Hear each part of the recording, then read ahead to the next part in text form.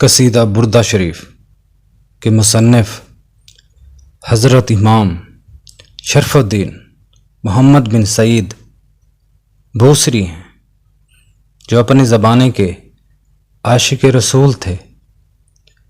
ان کا یہ قصیدہ بھی عشق رسول اکرم صلی اللہ علیہ وآلہ وسلم کا زندہ جاوید ثبوت ہے۔ جوانی کے عالم میں آپ عمرہ کے قصیدے لکھتے رہے، مگر بعد میں اسے ترک کر کر حضرت محمد صلی اللہ علیہ وآلہ وسلم کی مدح سرائی میں مشغول ہو گئے۔ ایک دفعہ آپ پر اچانک فالج ہو گیا، علاج معالجہ کیا مگر کچھ بھی افاقہ نہ ہوا۔ بیماری جب طول پکڑ گئی تو دوست احباب سب ساتھ چھوڑ گئے، حتیٰ کہ عزیز و اقارب تک بیزار ہو گئے۔ آخر ایک روز ان کے دل میں خیال پیدا ہوا کہ کیوں نہ حضرت محمد صلی اللہ علیہ وآلہ وسلم کے وسیلے سے دعا مانگی جائے۔ چنانچہ انہوں نے نہایت ہی بے بسی کی حالت میں یہ نعتیہ قصیدہ لکھا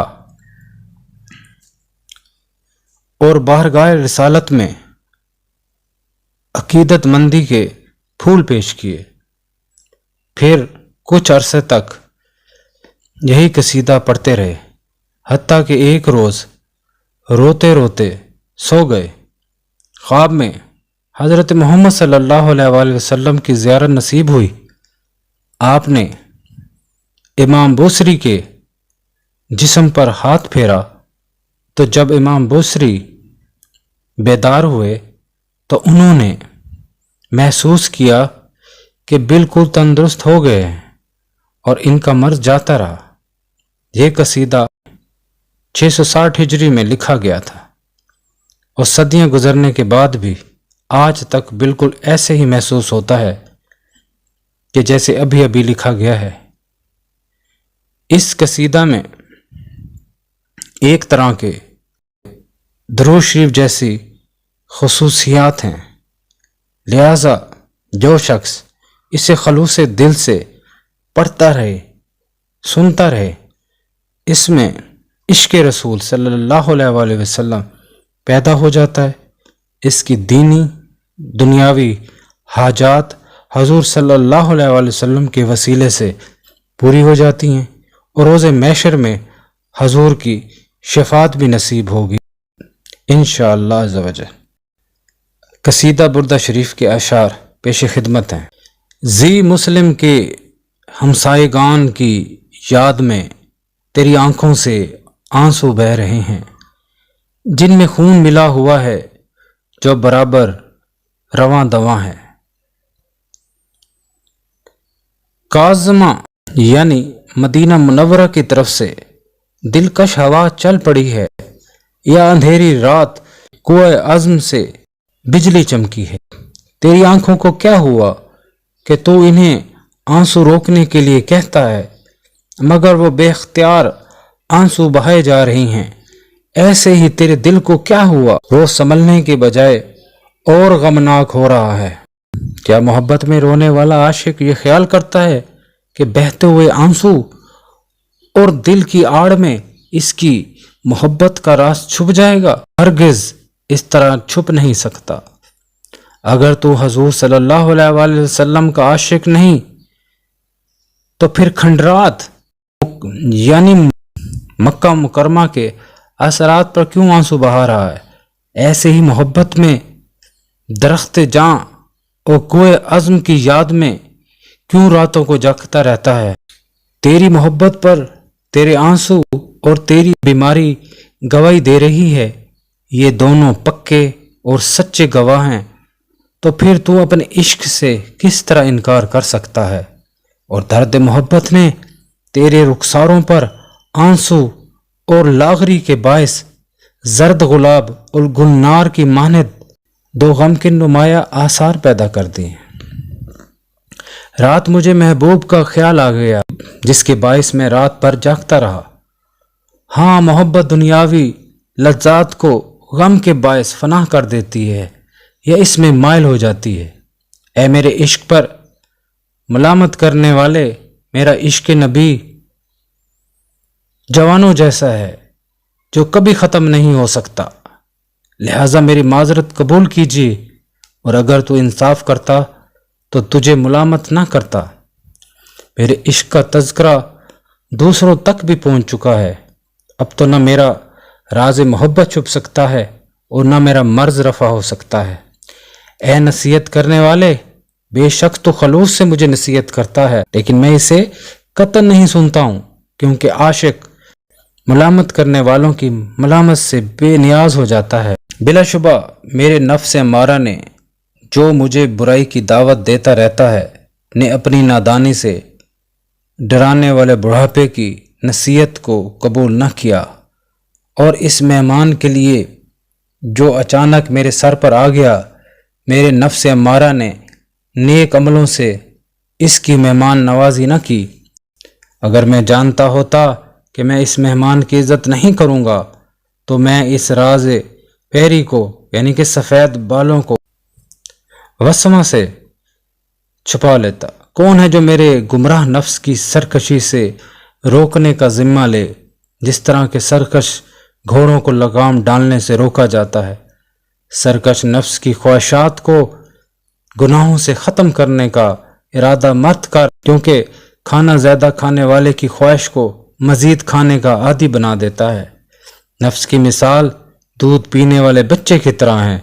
جیسے دودھ پینے پر کھلی چھٹی دے دی جائے، وہ دودھ کی محبت میں ہی جوان ہوگا، اور اگر اسے دودھ چھڑا دیا جائے تو وہ چھوڑ دے۔ بس نفس کو اپنی خواہش سے روک دے اور خوب بخبر رہ کہ کہیں تم اسے اپنا حاکم نہ بنا لے، کیونکہ خواہش نفس جس پر غلبہ پا لیتی ہے تو اسے ہلاک کر دیتی ہے یا کاہل بنا دیتی ہے۔ اپنے نفس کی پوری طرح حفاظت کر جبکہ وہ اعمال میں چر رہا ہو، اور اگر وہ اس چراگاہ کو اچھا تصور کرنے لگے تو مت چرنے دے۔ نفس کئی بار اپنی خواہشوں کو بنا سنوار کر پیش کرتا ہے جو اس کے لیے نقصان دہ ہوتی ہیں۔ وہ نہیں جانتا کہ بعض دفعہ مزیدار کھانے میں زہر ملا ہوتا ہے۔ فاقہ مستی اور پیٹ بھر کے کھانے کے خفیہ نقصان سے ڈرتا رہ، کیونکہ بعض اوقات بھوک پیٹ بھر کر کھانے سے زیادہ برے اثرات پیدا کرتی ہے۔ اپنی آنکھوں کو جو فتنہ نظر میں مبتلا ہیں خوب رو رو کر پاکیزہ کر، اور گناہوں پر نادم ہو اور توبہ کر لے، پھر اس توبہ پر قائم ہو جا۔ نفس اور شیطان کی ہر طرح مخالفت کر اور ان کے کہنے پر بالکل نہ چل۔ ان دونوں یعنی نفس اور شیطان کی کسی حالت میں بھی اطاعت نہ کر اور مخالفت کر۔ بے عمل گفتگو سے میں اللہ کی پناہ مانگتا ہوں، کیونکہ بے عمل قول بلا شبہ بانج عورت کی طرف اولاد منسوب کرتا ہے۔ دوسروں کو نیکی کا حکم دیتا ہوں لیکن میں خود اس پر عمل نہیں کرتا، تو جب میں خود سیدھے راستے پر نہیں چلتا تو میرا یہ کہنا کہ سیدھی راہ پر چل آخر تجھ پر کیسے اثر انداز ہو سکتا ہے؟ میں نے موت سے پہلے نفل عبادت کا کچھ بھی ذات راہ تیار نہیں کیا، نہ میں نے فرضی نمازوں کے علاوہ نفلی نمازیں پڑھی، اور نہ میں نے فرضی روزے کے علاوہ نفلی روزے رکھے۔ ہائے، میں نے حضور صلی اللہ علیہ وآلہ وسلم کی سنت کی اتباع نہیں کی کہ ان کی عبادت کا یہ عالم تھا کہ انہوں نے اندھیری رات میں اتنی عبادت کی کہ آپ کے دونوں پاؤں مبارک مترم ہو گئے۔ وہ ذات اقدس جس نے بھوک کی شدت کے باعث اپنے پیٹ کو کسا اور اپنے نازک پیٹ پر پتھر باندھ لیا۔ سونے کے بلند پہاڑوں نے حضور کو پھسلانے کی کوشش کی، مگر حضور صلی اللہ علیہ وآلہ وسلم نے ان کی التجا کی پرواہ نہ کی۔ دنیا کی ضرورت ایسی بلند و بالا ہستی کو کس طرح اپنی طرف مائل کر سکتی تھی، بلکہ حقیقت یہ ہے اگر آپ نہ ہوتے تو دنیا عدم سے وجود ہی نہ آتی۔ جناب محمد صلی اللہ علیہ وسلم کون و مقام انس و جاں کے سردار ہیں۔ آپ دونوں فریقین یعنی عرب اور عجم کے بھی سردار ہیں۔ ہمارے نبی سے بڑھ کر کوئی راست گو نہیں، کسی سوال کا جواب دینے میں آپ سے بڑھ کر کوئی صادق نہیں، خواہ وہ ہاں میں ہو یا نفی میں ہو۔ آپ اللہ تعالیٰ کے ایسے محبوب ہیں کہ ہر قسم کی مصیبت اور خطرے میں آپ کی شفاعت کی امید کی جا سکتی ہے۔ آپ نے لوگوں کو دعوت دی کہ اللہ کے دین کی طرف آؤ، پس جن لوگوں نے حضور صلی اللہ علیہ وآلہ وسلم کی دعوت کو قبول کر لیا تو ایسی رسی کو تھامنے والے ہیں جو کبھی ٹوٹنے والی نہیں۔ حضور صلی اللہ علیہ وآلہ وسلم اپنی صورت اور کردار کے اعتبار سے تمام انبیاء پر فوقیت رکھتے ہیں، اور کوئی دوسرا نبی آپ کے مقام اور علم پر نہیں پہنچ سکا۔ تمام انبیاء حضور صلی اللہ علیہ وآلہ وسلم کے دریائے معرفت اور رحمت کی بارش سے ایک چلو یا ایک قطرہ حاصل کرنے کی التماس کرتے ہیں۔ تمام انبیاء حضور صلی اللہ علیہ وآلہ وسلم کے دربار میں اپنے اپنے مقام پر کھڑے ہیں، اور سب آپ کی کتاب علم میں سے ایک نقطے اور کتاب حکم میں سے اعراب کی سی حیثیت رکھتے ہیں۔ بس آپ کی ذات اقدس وہ ہے جس کی سیرت مکمل ہو گئی ہے، پھر اللہ نے آپ کو اپنا حبیب بنا مقام محبوبیت عطا فرما دیا ہے۔ عیسائیوں نے اپنے نبی کے بارے میں جو دعویٰ کیا اسے چھوڑ دیجئے، باقی جو تمہارے دل میں آئے حضور کی تعریف کرو اور اچھے طریقے سے مدح سرائی کرو۔ حضور صلی اللہ علیہ وسلم کی ذات گرامی کے متعلق جو چاہیں نسبت قائم کرے، اور آپ کے نسب کے متعلق جو عظمت منسوب کرنا چاہیں کر لیں۔ پاس بے شک حضور صلی اللہ علیہ وسلم کی فضیلت کی کوئی حد نہیں کہ کوئی بولنے والا اپنی زبان سے آپ کی فضیلت بیان کر سکے۔ بارگاہ رب العزت میں حضور کا وہ مرتبہ ہے کہ اگر اس مرتبے کے مطابق معجزات دیے جاتے تو معجزات کی یہ حد ہوتی کہ جب کبھی حضور صلی اللہ علیہ وسلم کا نام بوسیدہ ہڈیوں پر پڑھا جاتا تو وہ زندہ ہو جاتی۔ حضور صلی اللہ علیہ وسلم نے اپنی شفقت کی بنا پر ہمیں ایسی چیزوں سے نہیں آزمایا کہ جن سے لوگ حیران ہو جاتے، اسی لیے نہ ہم شک اور وہم میں پڑے اور نہ حیرت زدہ ہوئے۔ حضور صلی اللہ علیہ وسلم سورج کی طرح ہیں جو دور سے چھوٹا سا نظر آتا ہے مگر نزدیک سے آنکھ کو عاجز کر دیتا ہے، اور وہ لوگ سمجھدار نہیں جو حضور صلی اللہ علیہ وسلم کی حقیقت سے محروم رہ کر اپنے خواب و خیال میں گم ہیں، وہ اس دنیا میں حضور کی حقیقت کو کیسے پا سکتے ہیں؟ بس ہمارے علم کی انتہا یہی ہے کہ حضور صلی اللہ علیہ وسلم سب سے اعلیٰ بشر ہیں، بلکہ حقیقت میں وہ سب سے افضل مخلوق ہیں، اور ہر طرح کا معجزہ جو آپ سے پہلے ہر نبی کو ملا وہ در حقیقت حضور صلی اللہ علیہ وسلم کے نور ہی سے ملا۔ حضور صلی اللہ علیہ وسلم مثل آفتاب ہیں اور دوسرے انبیاء ستاروں کی مانند ہیں، اور آفتاب لوگوں کے لیے اندھیرے میں اپنے انوار ظاہر کر رہا ہے، یہاں تک کہ جب یہ آفتاب خوب کمال کی حد تک روشن ہوا تو اس کی روشنی تمام دنیا میں پھیل گئی۔ حضور صلی اللہ علیہ وسلم کی ذات کیسی عزت والی ہے کہ آپ کے اخلاق نے اسے اور بھی دوبالا کر دیا ہے۔ آپ حسن رخ زیبا میں صاحب بشارت ہیں۔ حضور صلی اللہ علیہ وسلم تازگی میں، شگوفہ بزرگی میں، چوندویں رات کا چاند سخاوت میں دریا کی طرح ہیں، گویا کہ آپ اپنے جمال و جلال میں یکتا ہیں۔ جب کبھی تو حضور صلی اللہ علیہ وسلم کو اکیلا دیکھے گا تو تجھے ایسے معلوم ہوگا کہ آپ کے ساتھ بڑے غلام اور سپاہیوں کا لشکر ہے۔ حضور صلی اللہ علیہ وسلم کی بولنے کی طاقت ایک خزانہ ہے، اور آپ کے تبسم فرمانے کی طاقت دوسرا خزانہ ہے۔ جب ان دونوں خزانوں سے کوئی بات نکلتی ہے تو وہ اس موتی کی مانند ہے جو سیب میں چھپا ہوا ہوتا ہے۔ کوئی خوشبو اس خاک کے برابر نہیں ہو سکتی جس نے آپ کے جسم اطہر کو اپنے اندر چھپایا ہوا ہے، یعنی روزہ اطہر کی خاک ہر قسم کی مٹی سے افضل ہے۔ حضور صلی اللہ علیہ وسلم کی ولادت کا دن وہ دن تھا جب اہل فارس نے اپنی فراست سے یہ معلوم کر لیا کہ وہ عنقریب سختی اور عذاب کے نزول سے ڈرائے جائیں گے، یعنی ان پر تنگی اور عذاب ہوگا۔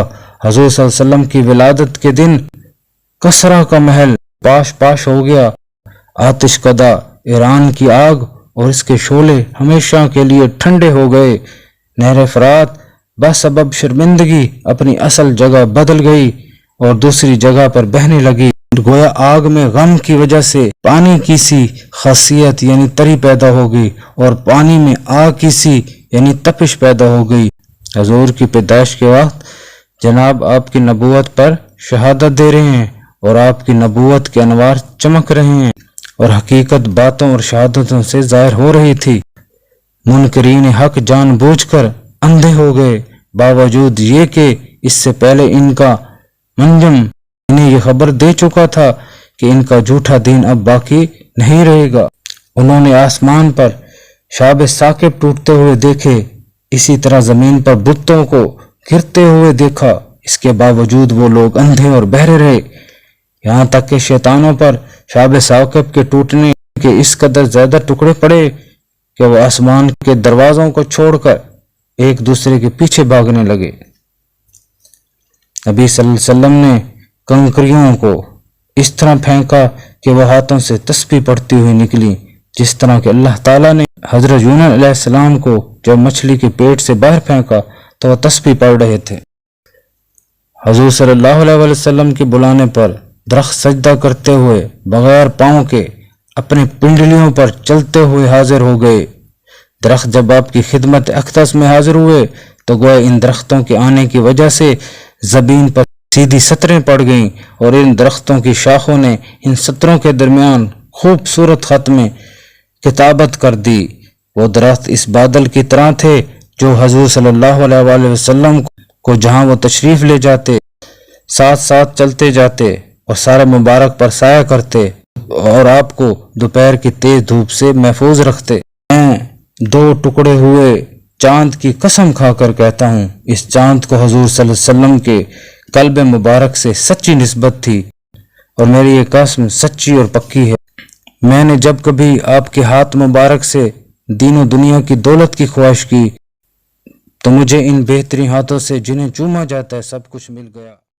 تو حضور صلی اللہ علیہ وسلم کی اس وحی کی حقیقت کا انکار نہ کر جو خواب میں تھی، کیونکہ آپ کا دل جاگتا رہتا تھا جبکہ آنکھیں سوئی ہوئی نظر آتی تھی، اور ان خوابوں کا آنا اس وقت تھا جب حضور نبوت کی بلوغت تک پہنچ چکے تھے۔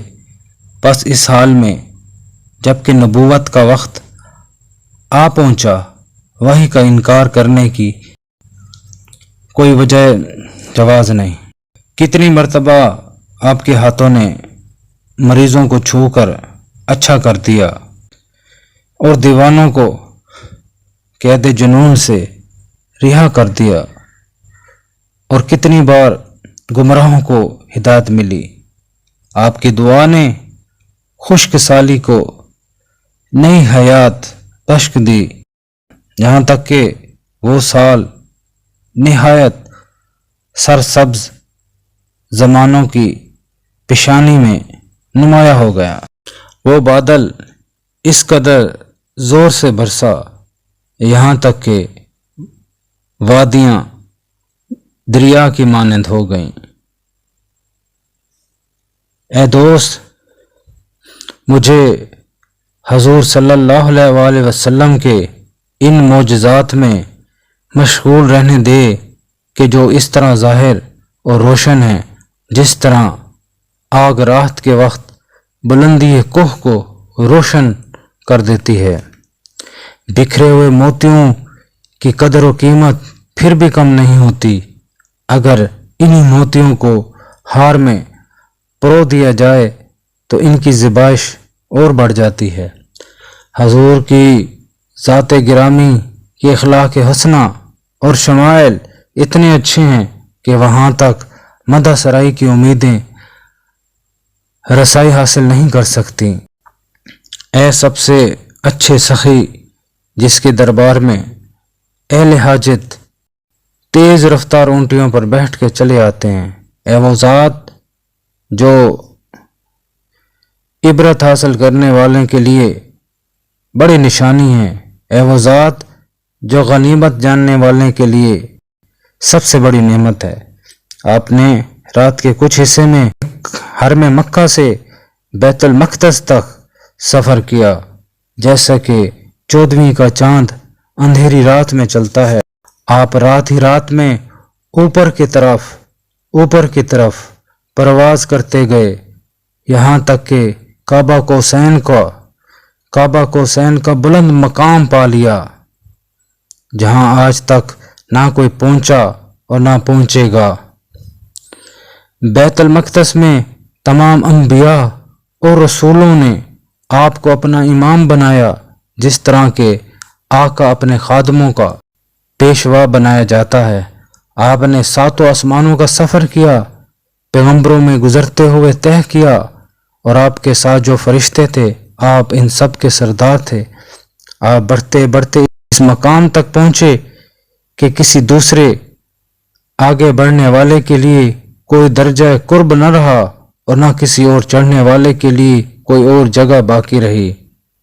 آپ قرب کے اتنے مقام پر اس لیے بلائے گئے کہ وصل کی نعمت سے بہرہ ہوں، جو لوگوں کی آنکھوں سے پوشیدہ ہے، اور اس راز سے آگاہ ہوں جسے کوئی نہیں جانتا۔ بس آپ نے ہر ایک فضیلت بغیر کسی اور کی شرکت کے حاصل کر لی، اور ہر بلند مقام سے بغیر کسی مزاحمت کے گزر گئے، اور آپ جن مراتب کے مالک بنائے گئے وہ بہت قدر والے ہیں، اور جن نعمتوں سے آپ کو نوازا گیا ان کا ادراک بہت مشکل ہے۔ اے اسلام کے گروہ، ہمارے لیے بہت بڑی بشارت ہے، کیونکہ اللہ تعالیٰ کی خاص عنایت سے ہمیں شریعت کا وہ ستون میسر آ گیا ہے جو کبھی گرنے والا نہیں۔ میں نے حضور صلی اللہ علیہ وآلہ وسلم کی خدمت اقدس میں یہ نذرانہ عقیدت اس لیے پیش کیا ہے کہ میں اس کے ذریعے اپنی عمر بھر کے ان گناہوں کو معاف کروا لوں جو شعر و شاعری اور عمرہ کی ملازمت میں سرزد ہوئے۔ میں شاعری اور ملازمت کی حالت میں جوانی کے دور میں جہالت کے تابع رہا، اور مجھے گناہوں اور پشیمانی کے سوا کچھ نہ حاصل ہوا، اور اس سے مجھے گناہوں اور ندامت کے سوا کچھ نہ ملا۔ اے لوگو، میرے نفس کی تجارت کے خسارے کو دیکھو کہ اس نے نہ تو دنیا کے عوض میں دین خریدا اور نہ اس کے خریدنے کا ارادہ کیا۔ جس شخص نے اپنی آخرت کو دنیا کے بدلے میں بیچ ڈالا تو کچھ شک نہیں کہ اس نے بہت بڑا نقصان اٹھایا ہے۔ اگرچہ میں گناہوں کا مرتکب ہوا ہوں، تاہم میرا جو عہد بما نبی اکرم صلی اللہ علیہ وآلہ وسلم سے ہے وہ ٹوٹنے والا نہیں، اور نہ میری امید کی رسی کٹ جانے والی ہے۔ میرا نام محمد ہونے کی وجہ سے حضور صلی اللہ علیہ وآلہ وسلم سے ایک خاص نسبت وعدہ رکھتا ہے، اور تمام دنیا میں سب سے زیادہ وعدہ پورا کرنے والے آپ ہیں۔ یہ نہیں ہو سکتا کہ آپ کی ذات اقدس سے فیض و کرم کی امید لگانے والا محروم رہ جائے، یا آپ کے دامان رحمت میں پناہ لینے والا بے احترام واپس آئے۔ دنیا اور آخرت کی بخشش آپ ہی کی وجہ سے معرض وجود میں آئی۔ لوح و قلم کا علم آپ صلی اللہ علیہ وآلہ وسلم کے علم کا حصہ ہے۔ اے نفس، اس خیال سے کہ تیرے گناہ بڑے ہیں نا امید نہ ہو، کیونکہ اللہ کی بخشش کے آگے بڑے گناہ مثل چھوٹے گناہوں کے ہیں۔ امید ہے کہ میرے رب کی رحمت جب آخرت میں تقسیم کی جائے گی تو وہ ضرور گناہوں کی مقدار کے برابر ہی حصے میں آئے گی۔ اے میرے پروردگار، جو امید میں نے تیرے ساتھ وابستہ کی ہوئی ہے اسے رد نہ کر، اور میرے یقین کو جو تیری رحمت کے متعلق ہے پورا کر دے۔ اے میرے اللہ، دونوں جہاں میں اپنے بندے پر مہربانی کر، کیونکہ صبر و برداشت کی تو یہ حالت ہے کہ خوف اسے مقابلے کی دعوت دیتا ہے تو وہ بھاگ کھڑا ہوتا ہے۔ اے میرے اللہ، اپنی رحمت کے بادلوں کو حکم دے کہ وہ حضور صلی اللہ علیہ وآلہ وسلم پر رحمت کی بارش کریں اور ہمیشہ برستے رہیں۔ اے اللہ، تو صاحب کرم ہے، تجھ سے دعا کرتے ہیں اس قصیدے کے مصنف اور پڑھنے والوں کو بخش دے۔